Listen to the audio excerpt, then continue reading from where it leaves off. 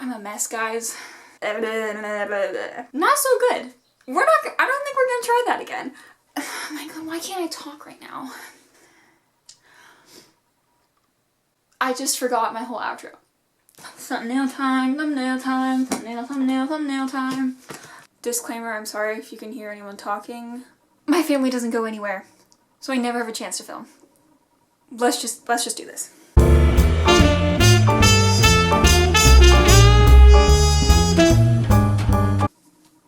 Hi, it's currently June 13th, and I meant to get this video filmed 13 days ago, but here we are. Let's just do this. This is all the books that I read in May. It's not a lot, but we're just gonna talk about them real quick. Before I do that though, I did want to say that I haven't posted a video since a lot of the Black Lives Matter movement has happened, and that I have been in full support of the movement. I've been going to as many protests as I can. I've been signing all the petitions that I see. I've donated a couple of times. Donations are hard for me because, like I've said before, I'm a broke college student, even though I do have a book haul for you guys, so that's a problem. I'm trying to do all that I can, and I hope you guys are too. If you want to look for more resources or see more daily updates, I've been very active over on my Instagram, so go check that out. The link is in the description.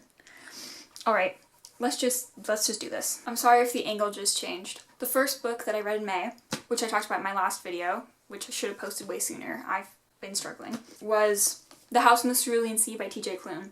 This was my very first TJ Klune book ever, and I've already ordered more of his books, and I'm very, very excited for the one that's coming out next month.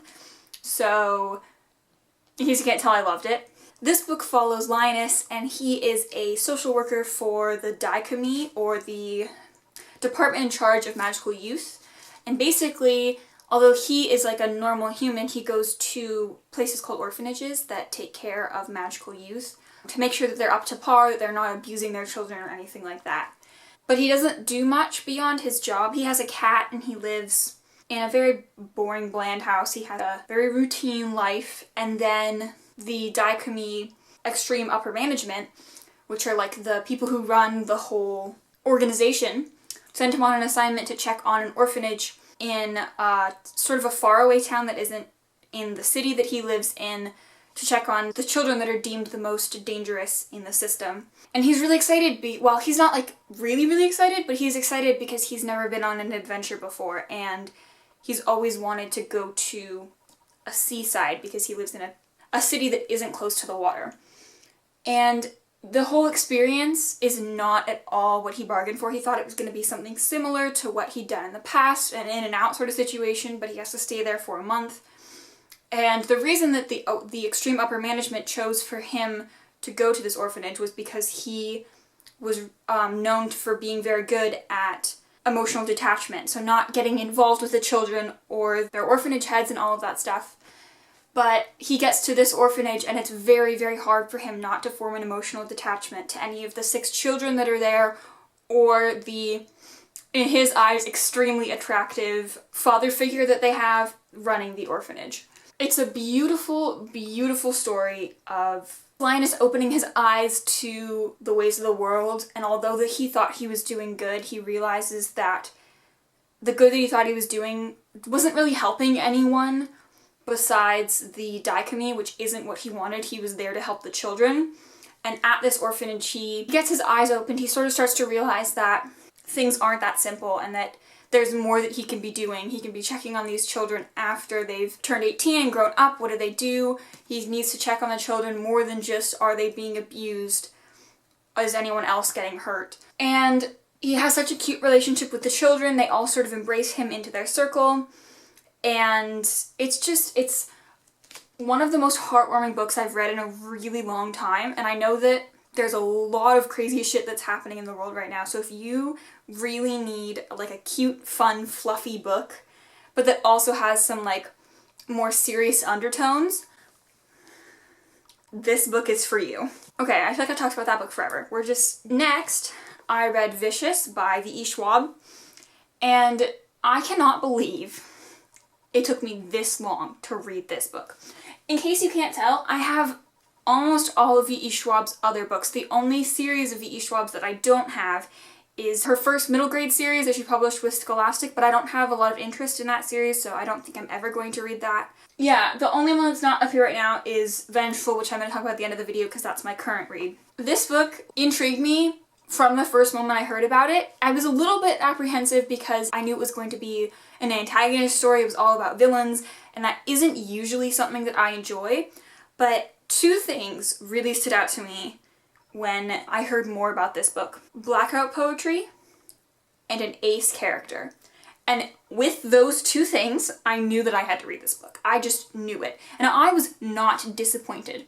While there isn't ace rep on the page in this book, I've been told that there is ace rep on the page in Vengeful. And that character is in this book, so by extension, there's ace rep in this book, but like not on page. It doesn't get confirmed until the next book. But you can't read this book and not want to read Vengeful. You just can't. That's not how that works. Like, this book is insane, and you... Whew. One of my favorite things that I've discovered while reading Vengeful, of the way that V.E. Schwab writes, is that the entire book is just leading up to this one moment, and every single chapter it'll tell you an increment of time from like the final moments of the book. So like, for example, this chapter, it's called Yesterday, and then it gives you like the time and the place. And so it goes all the way back to, I don't remember how far, 10 years ago. So it goes back to 10 years ago when our two main characters, Victor and Eli, were in college and discovering the science behind extraordinaries, or people sort of with magical abilities that manifest them after near-death experiences. And it goes up till 10 years later when Victor has just broken out of prison and is on the run to find and kill Eli. So it's really cool to see both of these, and you get to see them from each character's perspective. So I believe approximately the first half of the book is from Victor's point of view, and then approximately the second half is from Eli's. We get some input from some other characters, but not really as much. It's mostly their story. I do have to say, if I had read this book when it came out, I think in 2013, I would not have been okay, because then there was no hope for a sequel. I'm sure V.E. Schwab like said somewhere like, oh, maybe in the future, but like, reading this book knowing that Vengeful was a thing, I still couldn't handle the ending, and I didn't have Vengeful at the time. I had to order it, and because I have the UK edition, I had to order it from the UK, so it took like a month to get here, which was so frustrating, because that entire time I was like, I need to read it, I need to read it, I need to read it, I need to read it, because the ending of this book was insane. So crazy. Please read it. They're really fast reads too. Even though this book is close to, well, this book's only about 300 pages, which is a pretty quick read for me. The next book is like 500 pages, which is a little bit longer, obviously. But they're both really quick reads because you just don't even realize that you're flipping pages until you get to a page and you look up and you're like, oh shoot, I'm on page 70 now. Because just so much happens, one after another, and there's so much interesting, like, character weaving togethers, and it's just beautiful.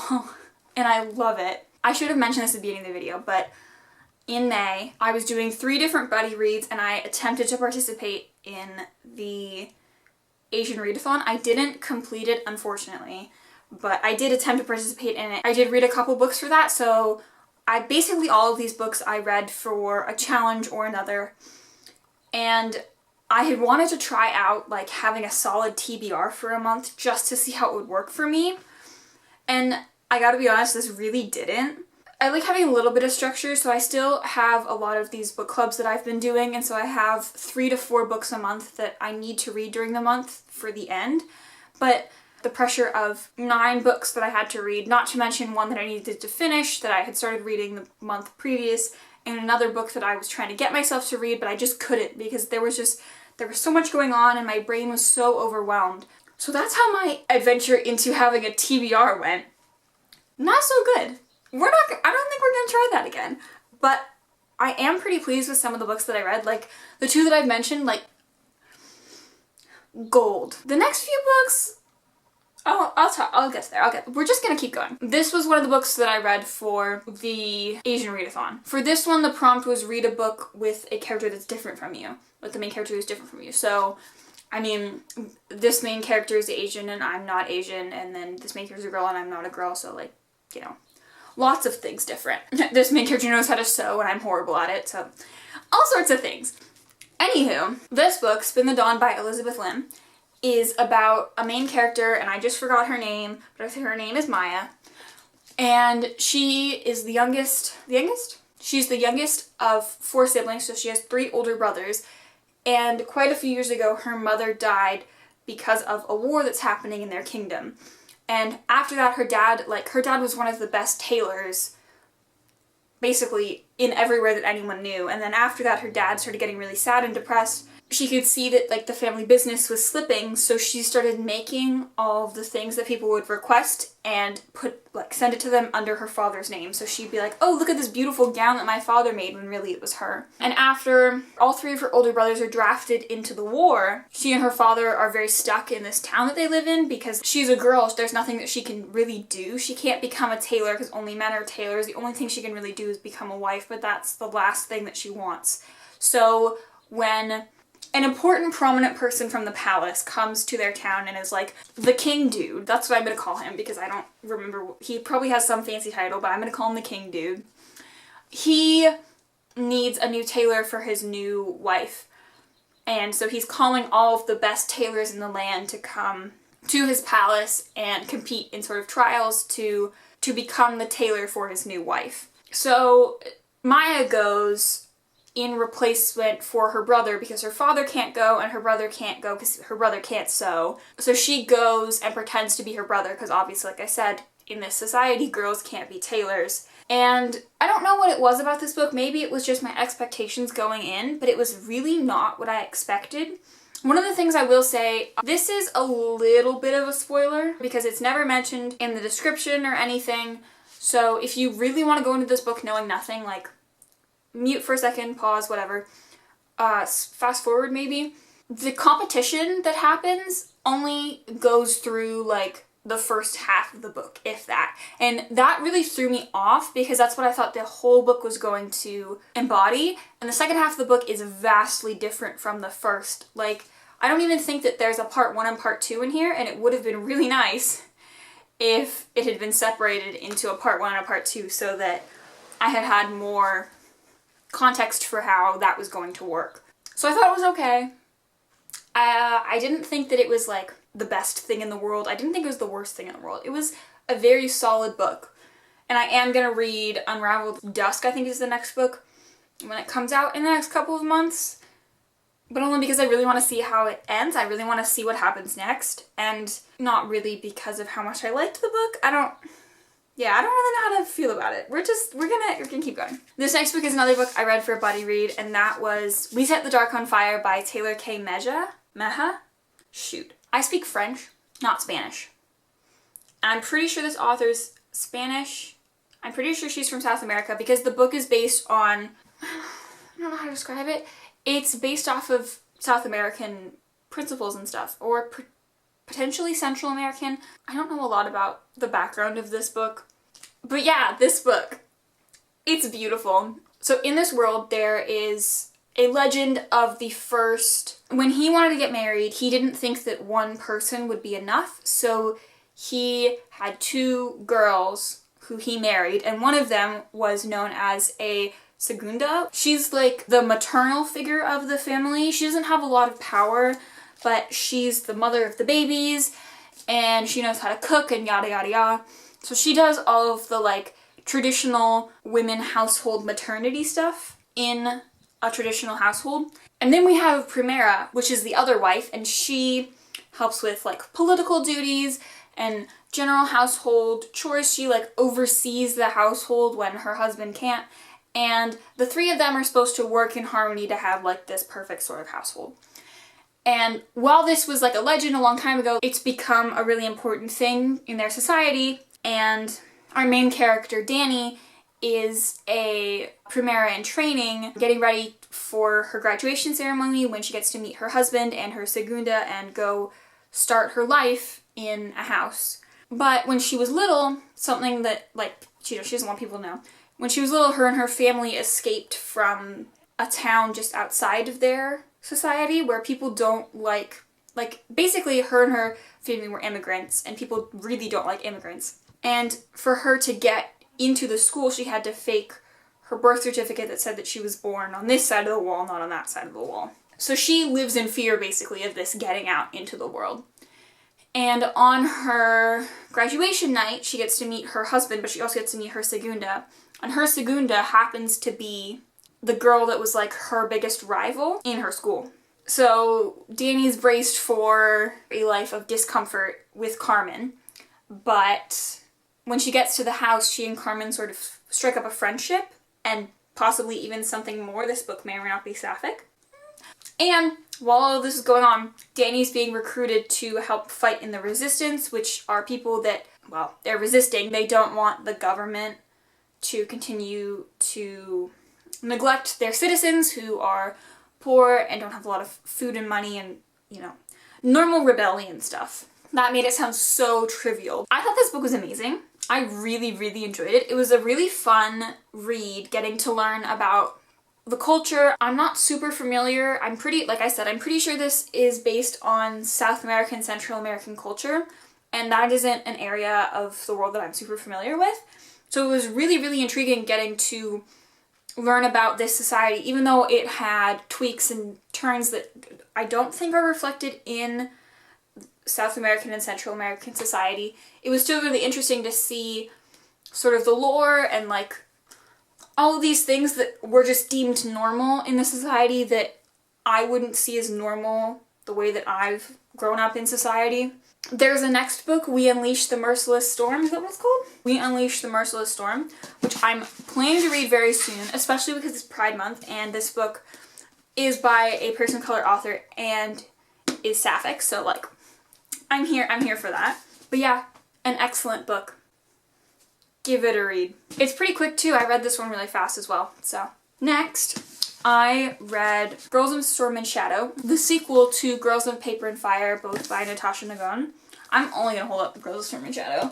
My hands are not big enough for this. This book is hard to talk about, obviously, because it's a sequel, so spoilers for Girls of Paper and Fire, but it follows a girl named Lee fighting against the kingdom and all that it stands for, because she doesn't stand for what the kingdom stands for. The first book follows her becoming a concubine in the king's palace and meeting a girl named Ren, who she might have more than friendship feelings for. We have another sapphic book, I'm Not Sorry. So I feel like that's all I can say about this book, because obviously spoilers. And then I also should say, I didn't think that this book was great. I loved Girls of Paper and Fire when I read it last summer. I talked about it in my Reading Rush wrap-up, so if you want to go check that out, I'll leave a link in the cards. I thought it was amazing. I loved the world. I loved everything that happened. I was on the edge of my seat waiting for the end to come. And this book just like didn't live up to that. It felt like a lot of walking. That's what this book was. It kind of felt like watching the second Lord of the Rings movie when all they do is walk the entire time. And I think that personally, because I know this is going to be a trilogy, I think it kind of suffered from middle book syndrome, where it was sort of like a leeway between the two books, but it couldn't stand on its own, really. And though the ending was compelling enough for me to pick up the third book, if it hadn't been like that, I honestly don't know if I would have, because this book just wasn't, to me, just wasn't great. I was not impressed. I was not here for that. And I wish that I had been, because the first book was amazing, and I love the world, and I love seeing their relationship, but this book feels like it pulls them back to the beginning for no apparent reason. It was like they went on this circular journey that didn't have any meaning. Part of me is like, I don't know why this book even exists. That's all. That's what I have to say. I'm sorry that was disappointing. And next, we have another wonderfully sapphic book, Wilder Girls by Rory Power. I read this also for a book club. One of the most annoying things, Amazon gave me a copy that like they cut the top of the dust jacket too short. So whenever I put it on the bookshelf, it looks smaller than my other books, but it's not. Just the cover cuts off too early. It's very frustrating. Anyway, Wilder Girls is about an island that has been hit by a disease. No one knows how it got there. Everyone on the island gets it. No one knows how transferable the disease is. So the government says, we are locking down this island. No one can leave. We'll send you shipments of food, but no one is allowed to leave the island so that we can keep you guys and the rest of the world safe. So for like a year and a half, these girls, because this is an island where a girls' school resides, these girls have been stuck on this island with this disease that causes mutations in their own bodies and in the bodies of the animals in the surrounding forests that makes them incredibly dangerous. And they are learning how to survive in this environment, and every day basically they're like, are we gonna get to go home? Like, are we gonna get to see our families again? Are we ever gonna be let off of this godforsaken island? Although the concept of this book is really fascinating and a lot of the more intricate details behind it were super interesting, the ending of this book fell flat for me, basically. I really liked getting to know all of the different characters and getting to see how they ran under these circumstances, but for one, the main character wasn't super authoritative. Like, I couldn't really get a sense of what her character was. Although we were seeing through her eyes, it was really hard to understand her motives, I guess. And I wish that I had gotten to know her better, because I feel like I knew some of the other characters so much better and they were far more interesting, and I wish that we'd seen them more.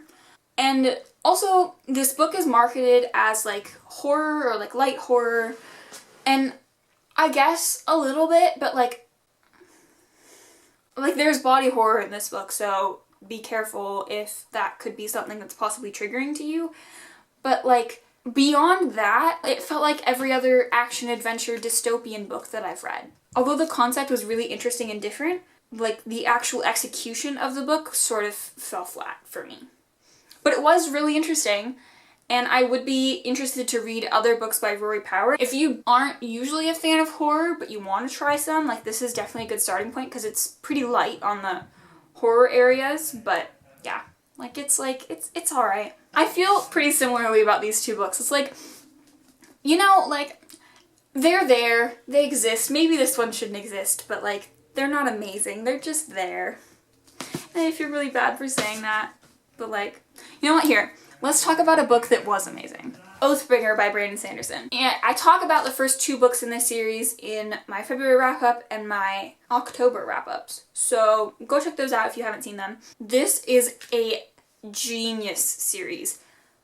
Peak level fantasy. If you are a hardcore fantasy reader and you haven't read Brandon Sanderson, I don't know what you're doing, go out there and find some Brandon Sanderson. There are books that are not this intimidating, trust me.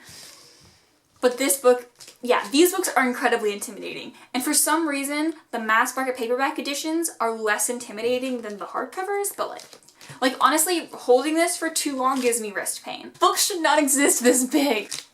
Anyway, this book is hard to talk about because it's the third book in a series, and in case you can't tell, it's a very complex series, so I am just going to mostly talk about The Way of Kings, which is the first book in the series. But how do I talk about that book? I don't know. These books are just hard to talk about in general, because there's a hell of a lot just in it in general, so. The first book follows two characters, mostly, Shallan and Kaladin. And Kaladin is a former slave that has been sold into like a major army that's fighting a 10-year-long battle that hasn't really made any sort of progress, and he carries bridges. If you're a bridge carrier, like if you're on the bridge teams, you're destined for death. That's basically how it goes, because you're the one who takes the brunt of the arrows without wearing any sort of armor. You're the one who has to run at the front of the troops, trying to get to any sort of battle and all that stuff. So it's a horrible life. It's not a good life.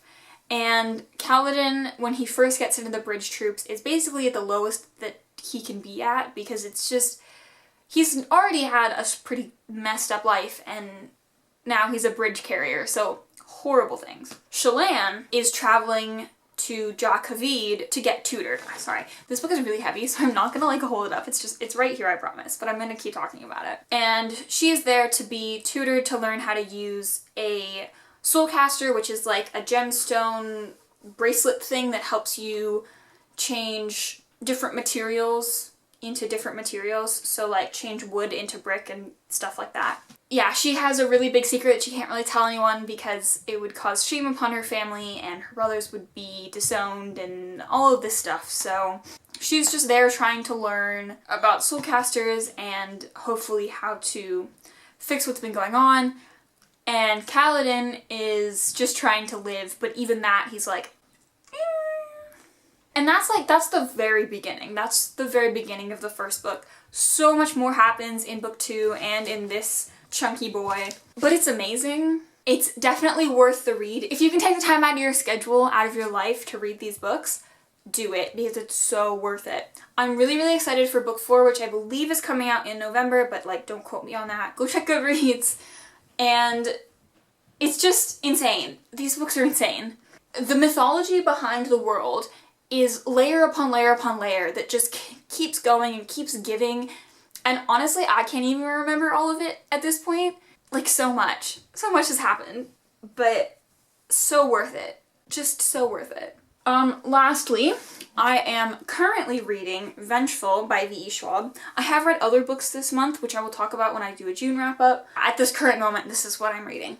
And like I talked about, this is the sequel to Vicious, so not really easy to explain because spoilers for Vicious, but it's really amazing so far. I'm currently on page 200, so I'm almost halfway, which is thank goodness. This book is, once again, very hefty compared to Vicious, although not really compared to some other V.E. Schwab books, honestly. Sometimes her books can get pretty long.